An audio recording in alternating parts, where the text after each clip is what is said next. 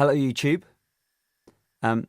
As podcasters, as our main sort of trade, newspaper headlines are an absolute gift horse, aren't they? Yeah, I mean, constantly looking for stories, angles on things. Sometimes it's just presented to you on a gold cushion, isn't it? I mean, there's been some big ones this year. The son of Westboro Baptist Church leader attacked on live TV by naked 500-pound man who burst out of bathroom, sat on him and shouted, "Who's your daddy now?"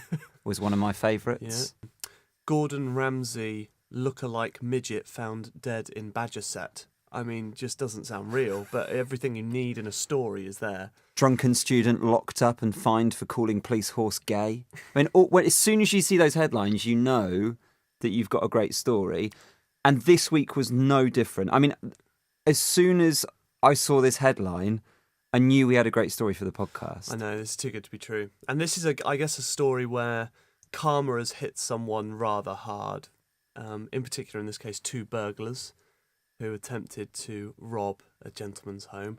They broke in successfully, that part, made a bit of noise, started to steal some items. Then they heard a rumbling upstairs. They were like, oh, God. You know, then we've woken the person up. Woken the beast. Let's carry on. I think we're all right. And then suddenly they hear some footsteps like, oh, I don't know, maybe we should get out of here before it gets a bit out of hand. And they start hearing some running and they go, oh, they start thinking, this is it. We've been done here. Then this guy runs down the stairs, sees them, is not afraid, and just looks at them like, what the hell? There's a bit of a scuff, bit of a, he ties them up, as you do. He ties them up. Don't go anywhere. You're not going anywhere, sunshines. One of them goes, he's sort of tied up. He goes, do you recognise that man? Yeah, I do. I can't place where I've seen him before, though. Is he a famous movie star? No, he's not a movie star. Boxer. Is he a boxer? Does he look like... He's not a boxer. I've definitely seen him in the papers. Yeah. I've seen him in the newspapers. Is he an MMA fighter? Oh, God, imagine if we stumbled across a 6'7", 300-pound MMA fighter. I can picture it in like a newspaper. Like, I swear I've seen him somewhere. And then suddenly... He's not the... I can't even... Is he the serial sexual predator that's been...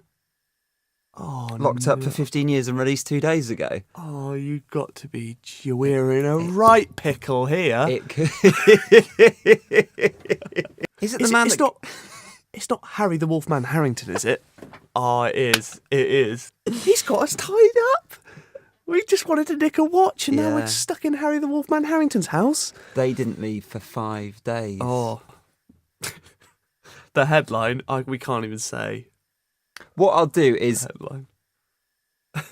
Let's put the headline up, but maybe just censor out the worst bit of it.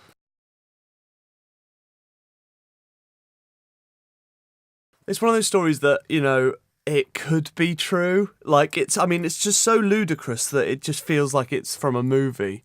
I mean, but whether enough, it's one of those things where someone's made it up, but so much momentum now, it's online, it's in newspapers, it's covered as if it's real, so it could be, but I guess we'll never know. But I think the beauty of that story is just like the instant comeuppance for their actions. But I mean, too far the other way. Way too to the far. Point where you feel sorry for the burglars. Yeah, they barely survived. Yeah, it was bad.